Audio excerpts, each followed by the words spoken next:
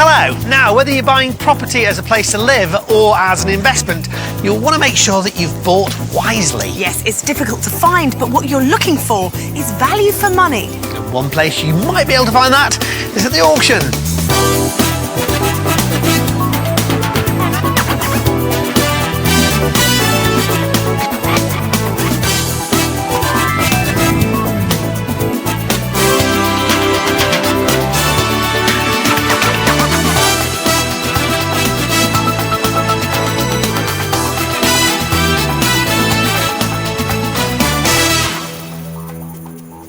From rundown flats to all sorts of gorgeous, sprawling mansions, there is plenty on offer in an auction room. So, what properties inspired the buyers to part with their cash on today's show?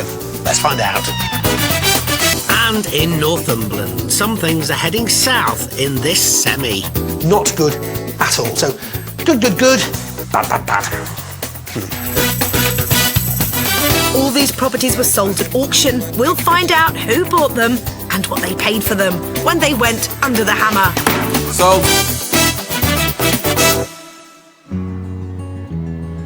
Right on the stunning Northumberland coast, 13 miles northeast of Newcastle upon Tyne, lies the historic port town of Blyth.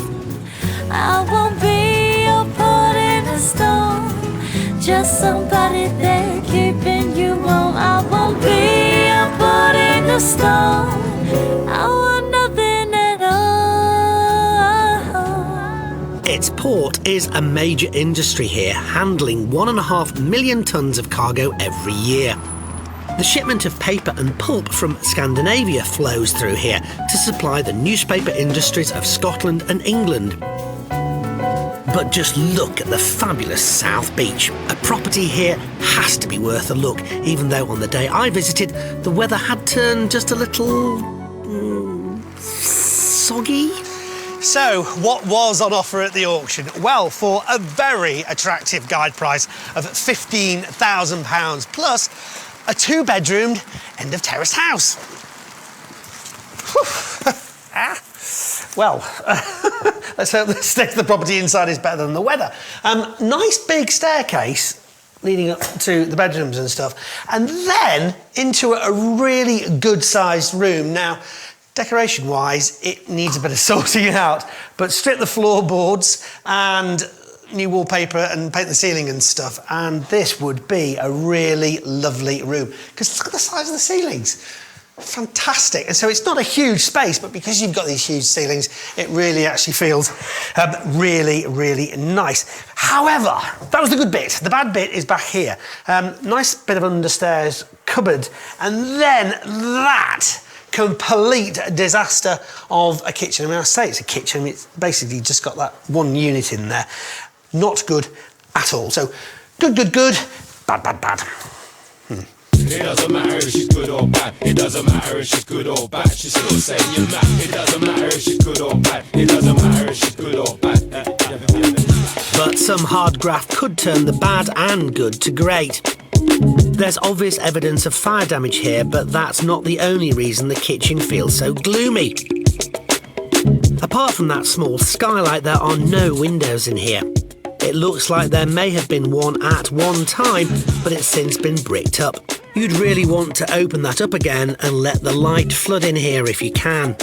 And there's another reason for the low lighting downstairs. Now, I am a huge fan of trees in the right place, and that most definitely is not the right place. Right outside the front window of the property, this very large sycamore. Now, not only does it block light into the lounge here, much more worrying is that its roots will be doing all sorts of untold damage to the foundations, the drainage, the sewerage, who knows. It's not just a case of getting rid of it either, because once you've chopped the tree down, the roots then maybe carry on growing, but at the very least will decay, and that can cause, again, all sorts of problems with subsidence. So get a specialist in to sort that out, and it is something which worries me. My baby, she say, she don't want me to leave her. I say, hold on, woman, I got a dream, top fever. Trimming that tree would give you a tiny front yard because on the subject of the downsides here, there's no outside space to the rear. So not a property for garden lovers. Let's find out what's upstairs. So, not surprisingly, the sort of square footage on the first floor here isn't massive, but you're managing to squeeze in pretty much what you need. 2 bedrooms, a very small one there and a half-decent sized one there, and then a loo. I mean, it's not in the best condition, but at least it is in the right place, as in upstairs. Money needs to be spent, but like downstairs, I think with a bit of time and effort, this could actually be a really nice place. So plenty to do here, but with that £15,000 plus guide price, this would have been a tempting prospect at the auction. We asked a local property expert for her opinion. This property is in need of full modernisation. It's been quite severely neglected over the years. Any prospective purchaser would need to consider renewing the bathroom suite, kitchen and full decoration throughout. Once you've done all the work, bearing in mind the current market and the area, what might you sell the house on for? Once this property's been fully renovated, I would recommend an asking price of £65,000. So, a potentially profitable property if you opted to do it up and sell it. But what about letting the place out? This should achieve around £395 a calendar month in rent. Well, clearly work to be done to sort this place out, but I think it would be worth it. My biggest concern is the tree, but get rid of that and a very interesting property. Let's hear who agreed when it went under the hammer. So, lot number 1. Can I ask for 15,000 to start me anyway? 10,000. I'll start at 10. Front row, £10,000 bid. Gentleman standing on the left-hand side at £11,000. Lady at 12,000. 13, 14, 15. 16, 17, 18, 19, 20, 21, 22, 23, 24, 25, 26. New bid at 27,000, 28. New bid at 29,000 behind, 30. 30 bid, 31, 32 standing, 33, 34, 35, 36, 36 bid. It's your last chance to go quick. It's going once at 36, second time at £36,000. Sold, gentleman on the left. That successful last second bid of £36,000 came from seasoned property developer and bidder Stephen.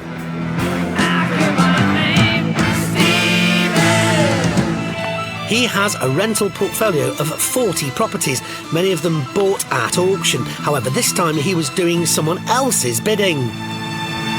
Stephen, great to meet you. Pleased to meet you, Mum. So that was a bit of a busy auction then. Certainly was. But I understand you weren't actually buying this place for you. No, I was buying it for some friends of mine, Carol and Brian. And why did they want to buy it? They wanted to buy it because it's actually attached to their house next door. Right, so they literally live... They literally live right through that wall. So why weren't they there? They were there, hidden behind me. So why were you doing the bidding on their behalf? Well, because I've done many previous auctions. So they asked for my advice and experience. Could I go along and oversee the project? And I said, yep, no problem.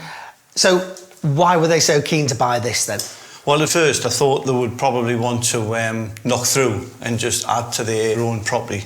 But they've already got 5 bedrooms there. They don't really need any more. Kids have gone. And I just said that at the end of the day is, you know, you could get a landlord that could put anybody in here, so it would be in their interest to buy this property. Brian and Carol are now in control of what happens to the house they're attached to, regardless of whether they sell or let. This is their first development investment, so Stephen's expertise will be invaluable. Did the auction go exactly as he wanted? As a landlord for 20 years, not really. Why? I always want the property that little bit cheaper. But at the end of the day, it was Brian's money. I asked him how far he wanted to go. He gave me a figure of 35,000. I always wait to the death at these auctions, wait until the dog fight's finished and then just step in. And that was it, 36,000, we got it. So you went 1,000 over his budget? Correct. Did you ask him for his approval? No. He could have punched you in the back of the chair or something, couldn't he? Yeah, a sharp dig in the back would have stopped us from bidding anymore, I think. So what do you think of the house? A lot of work to be done. It's small, compact, but I'm sure it'll all come good eventually. Are you going to be involved in the renovation at all? I certainly am. I'll be overseeing the project. I haven't got any trade or skill, but with 20 years experience as a landlord, I've obviously got many good contacts. Right. Many good tradesmen. So I've already got the prices in and everything, the schedule worked out, and just chewing at the bit to get started. With a budget from Brian of 12 to 15,000 and a projected timescale of 3 months to get the place ship-shape and ready to let, I'm not surprised Stephen wants to get cracking and use his wealth of experience to make this a success for his pal of over 20 years. Tell me what you're going to do to the place. My thoughts would be to maintain as a 2-bedroom house. As you can see, the 2 bedrooms is pretty small. So Brian and his wife are quite happy for it to be a 1-bedroom house. So the plan up till now, I've had an architect draw some plans for the upper floor to take down all the stud walls and then possibly make a decent sized bathroom, single shower, bath, and possibly just the 1 bedroom. We're going to lose that big hallway, which is taking up a lot of space. But the architect said to me today that it's crying out to still be a 2-bedroom house, which it's not my decision for that. Right. Will you argue the case? A little bit, simply because as a landlord, a 2-bedroom house is better to rent out than a 1-bedroom house. But they're going to be quite fussy who they rent out to, and that's their prerogative, it's up to them. I'll just put my thoughts forward and let them decide. Well, congratulations. They're lucky to have you as a friend. Right. We look forward to seeing how you get on. Yes. And looking forward. good luck with it. Thank you very much. Thank you. Well, how wonderful it is to have friends like Stephen, and I do think that he's given Brian and Carol the right advice in terms of buying this place. Because if you're not in control of it, you never know what might happen to it. And when it's so close, there's a good feeling of security to know that you are sort of in charge. Find out what happens later in the show. The clock's been ticking and the work should have started on those properties, Martin. Yes, have the piles of bricks and bags of cement gone and has the paint dried on the walls? Let's go back and find out.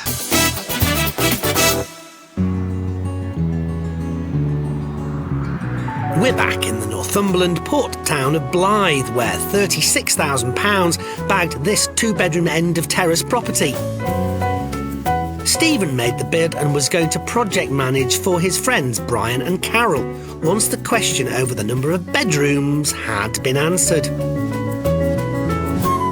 Brian and his wife are quite happy for it to be a 1-bedroom house, but the architect said to me today that it's crying out to still be a 2-bedroom house, which it's not my decision for that. Right.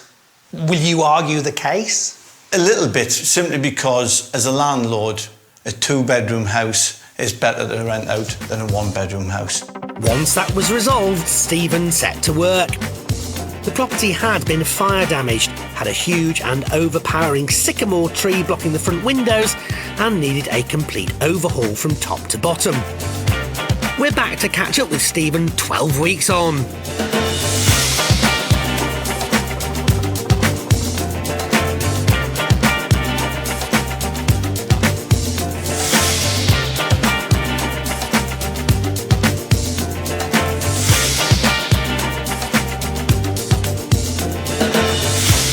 I'm not seeing any drawbacks down here. There are no longer any signs of damp or damage.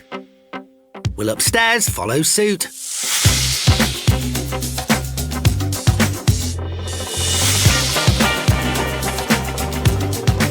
The gloom's been banished in the bathroom, but is it a 1-bed or 2?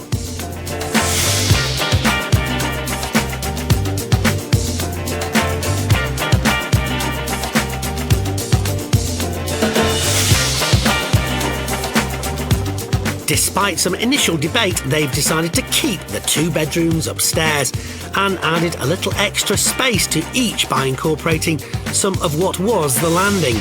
And a 2nd bedroom always comes in handy, doesn't it, Stephen? Well, I suppose if you get older in life and you have a few fallouts, then rather than sleep on the settee, you can always sleep in the single bed in the single room.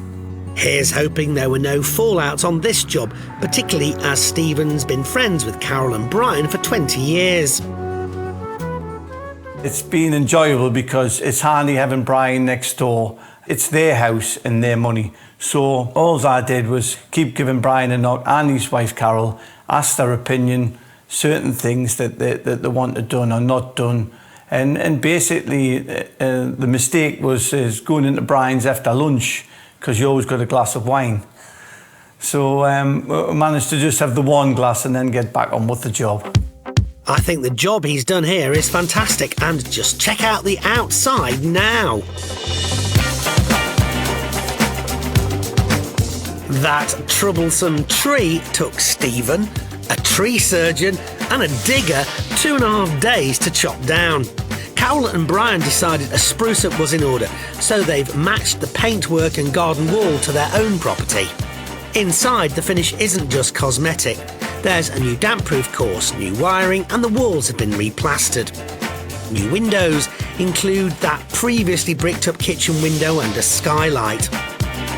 The formerly dark kitchen is now much lighter, and Carol and Brian gave Stephen the nod to increase the budget from £12,000 to £15,000 up to £20,000.